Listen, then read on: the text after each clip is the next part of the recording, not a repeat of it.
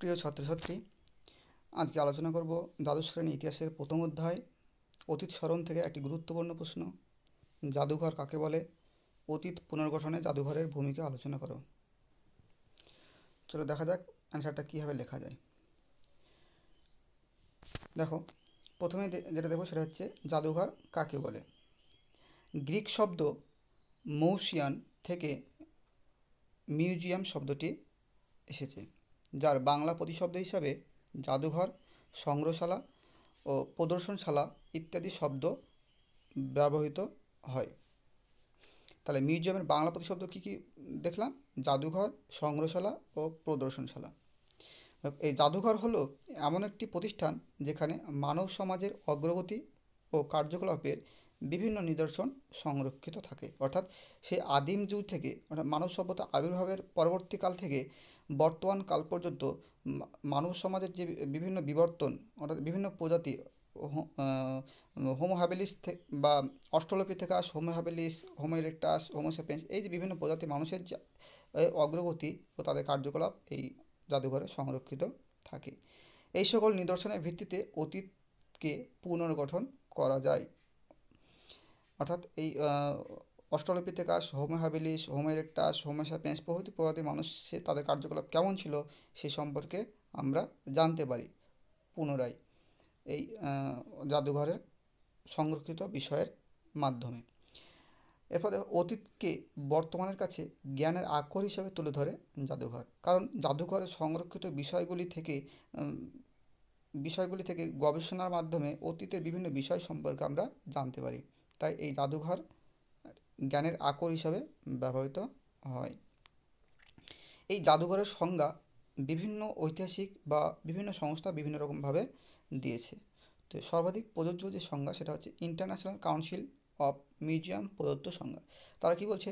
দেখো, জাদুঘর হলো একটি অলাভজনক, জনসাধারণের কাছে উন্মুক্ত এবং স্থায়ী সমাজসেবামূলক প্রতিষ্ঠান, যা শিক্ষালাভ, জ্ঞানচর্চা ও আনন্দ লাভের উদ্দেশ্যে মানব ঐতিহ্যের স্পর্শযোগ্য ও স্পর্শ অযোগ্য জিনিসপত্র সংরক্ষণ করে, প্রদর্শন করে এবং সেগুলি নিয়ে গবেষণা করে।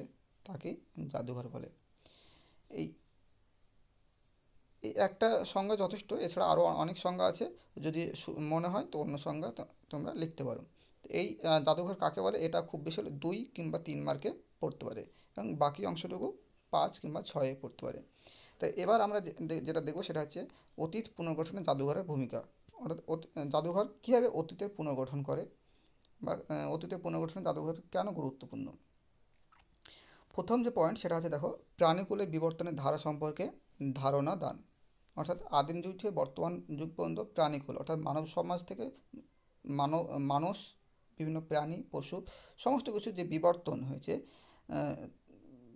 সে সম্পর্কে ধারণা দেয় আমার এই মিউজিয়াম। কীভাবে সেটা দেখো, মিউজিয়ামে সংরক্ষিত প্রত্নতাত্ত্বিক নিদর্শন যেমন মানুষের কঙ্কাল, মাথার খুলি, দেহাবশেষ। আমি কিছুক্ষণ আগে বললাম যে মানুষ বিভিন্ন প্রজাতির ছিল, যেমন Australopithecus, Homo habilis, Homo erectus, Homo sapiens. এই যে বিভিন্ন প্রজাতির মানুষ, তাদের কঙ্কাল, মাথার খুলি, দেহাবশেষ বিভিন্ন রকম। এছাড়াও ডাইনোসর সহ বিভিন্ন প্রাগৈতিহাসিক প্রাণীর হাড়, অর্থাৎ প্রাচীন যুগে বিভিন্ন প্রাণীর হাড় বা আকৃতি বিভিন্ন রকম ছিল এবং তাদের দেহ কাঠামো বিভিন্ন রকম ছিল। তো সেখান থেকে আমরা এই প্রাণীকুলের বিবর্তন, অর্থাৎ বর্তমানকালের যে বিভিন্ন পশু পাখি তাদের যে বিবর্তন হয়েছে সে সম্পর্কে আমরা জানতে পারি এই জাদুঘরে সংরক্ষিত তাদের দেহাবশেষ বা হাড় বা মানুষের কঙ্কাল, মাথার খুলি, দেহাবশেষ থেকে। দ্বিতীয় নম্বর পয়েন্ট হচ্ছে অতীত সম্পর্কে ধারণা দান। অর্থাৎ মিউজিয়াম কিন্তু অতীত সম্পর্কে আমাদের ধারণা দেয়। কীভাবে? দেখো, মিউজিয়ামে বিভিন্ন সময়ের বহু সামগ্রী সংরক্ষণ করা হয়। অর্থাৎ সেই প্রাগৈতিহাসিক যুগ থেকে বর্তমান কাল পর্যন্ত বিভিন্ন বিষয় মিউজিয়ামে সংরক্ষিত থাকে। এই মিউজিয়ামে সংরক্ষিত প্রত্নতাত্ত্বিক ধ্বংসাবশেষ, অর্থাৎ যেগুলো মাটির নিচে চাপা পড়ে আছে, সেখান থেকে খনন কার্য করে যেগুলো পাওয়া যায় সেই সব ধ্বংসাবশেষ, পুরনো ঐতিহাসিক স্থাপত্যের অংশবিশেষ, অর্থাৎ যেসব ঐতিহাসিক স্থাপত্যগুলো ব্যবহারের অযোগ্য সেসব স্থাপত্যের অংশবিশেষ, যেমন আমরা লালকেল্লা বা তাজমহল বা ভিক্টোরিয়া মেমোরিয়াল বা হাজারদুয়ারি, এগুলো আমরা ব্যবহার করতে পারি, আমরা দর্শন করতে পারি, কিন্তু এমন অনেক স্থাপত্য আছে যেগুলো আমরা দর্শন করতে পারি না বা ব্যবহারের অযোগ্য। সেই সব স্থাপত্যের অংশবিশেষ শিলালেখ, অর্থাৎ প্রাচীন যে রাজা যেমন সম্রাট অশোকের বিভিন্ন শিলালেখ, চন্দ্রগুপ্ত মৌর্য, দ্বিতীয় চন্দ্রগুপ্ত, সমুদ্রগুপ্ত, তাদের যে বিভিন্ন শিলালেখ প্রভৃতি, এছাড়া তাদের মুদ্রা, শিল্পকর্ম, বিভিন্ন পুঁথি ও অন্যান্য পুরাবস্তু নিদর্শনগুলি মানব সমাজের অতীতের উপর আলোকপাত করে। অর্থাৎ সেই সমস্ত জিনিসগুলি থেকে তৎকালীন সময়ে মানুষের সামাজিক, অর্থনৈতিক, রাজনৈতিক বিভিন্ন বিষয় আমরা জানতে পারি, এবং মানুষের সমাজ সংস্কৃতি বিশ্লেষণ ও পর্যালোচনা করতে সাহায্য করে। অর্থাৎ এটা তুলনামূলক আলোচনা, অর্থাৎ সেই প্রাচীন যুগে মানুষের সমাজ সংস্কৃতি কেমন কেমন ছিল এবং বর্তমানকালে মানুষের সমাজ সংস্কৃতি কেমন, এই বিভিন্ন বিশ্লেষণ ও পর্যালোচনা করতে সাহায্য করে এই জাদুঘরে সংরক্ষিত বিষয়গুলি, যেমন প্রত্নতাত্ত্বিক ধ্বংসাবশেষ, পুরনো ঐতিহাসিক স্থাপত্যের অংশবিশেষ, শিলালেখ, মুদ্রা, শিল্পকর্ম, বিভিন্ন পুঁথি, এইসব বিষয়গুলি থেকে আমরা তৎকালীন সময়ের বিভিন্ন বিষয় জানতে পারি। অতীত, তৃতীয় নম্বর যে পয়েন্ট সেটা দিচ্ছে অতীত ও বর্তমানের যোগসাধন। অতীত ও বর্তমানকে যুক্ত করে জাদুঘর। দেখো, ঐতিহ্যবাহী বস্তু, বিভিন্ন চিত্র, লিপি, ভাস্কর্য, বস্ত্র, অলঙ্কার, মুদ্রা, মূর্তি ও অন্যান্য উপকরণ দর্শক ও ঐতিহাসিকরা প্রত্যক্ষ করেন এই জাদুঘরে। এই সব উপাদান ইতিহাসের অজানা তথ্যের যোগান দেয়। অর্থাৎ বইয়ের পাতায় অনেক তথ্যই আমরা জানতে পারি না বা লেখা থাকে না, সেই সব তথ্যগুলি আমরা জাদুঘর থেকে জাদুঘরে সংরক্ষিত বিষয় থেকে আমরা জানতে পারি, এবং ভুল তথ্যের সংশোধন সাহায্য করে। একটা লিখিত বই মানে লিখিত বইয়ের সমস্ত তথ্যই কিন্তু সঠিক হয় না, অনেক তথ্যই কিন্তু ভুল থাকে, সেগুলি আমরা এই জাদুঘরের সংরক্ষিত বিষয় থেকে সেগুলো সংশোধন করার একটা সুবিধা থাকে বা সাহায্য করে। অতীতের সামগ্রী দর্শকদের সামনে তুলে ধরে অতীত ও বর্তমানের মধ্যে যোগসূত্র স্থাপন করে এই জাদুঘর। অর্থাৎ অতীতের বিভিন্ন বিষয় কেমন ছিল, বর্তমান যুগের যে বিভিন্ন বিষয় কেমন, এই একটা যে পার্থক্য তুলনামূলক আলোচনার মাধ্যমে একটা যোগসূত্র স্থাপন করে এই জাদুঘর।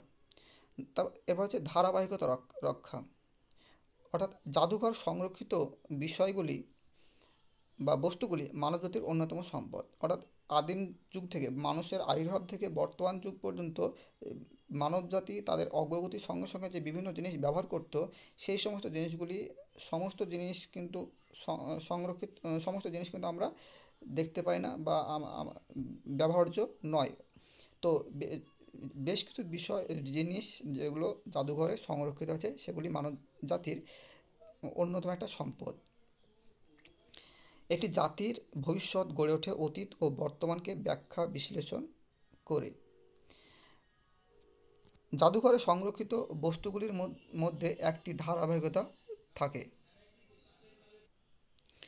অতীতে মানুষ এবং প্রকৃতির ধারাবাহিকতা আমরা মিউজিয়াম থেকে জানতে পারি।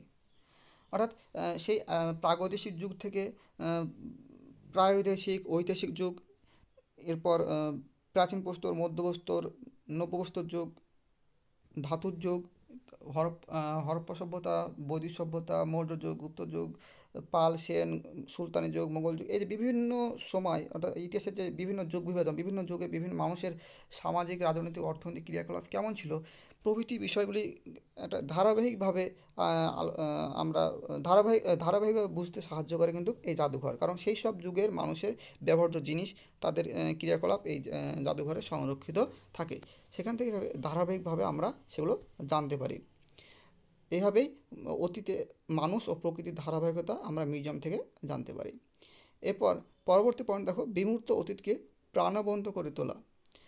বিভিন্ন পুস্তকে আমরা যে সমস্ত বিষয় পাঠ করে থাকি, সেগুলির মধ্যে অনেক কিছু জাদুঘরে স্থান পায়। অর্থাৎ সমস্ত পুস্তকে সমস্ত বিষয় কিন্তু জাদুঘরে স্থান পায় না, কিন্তু অনেক কিছুই স্থান পায়। তার মধ্যে যেমন প্রকৃত নিদর্শনও থাকে, তেমনই থাকে প্রতিকৃতি মডেলও।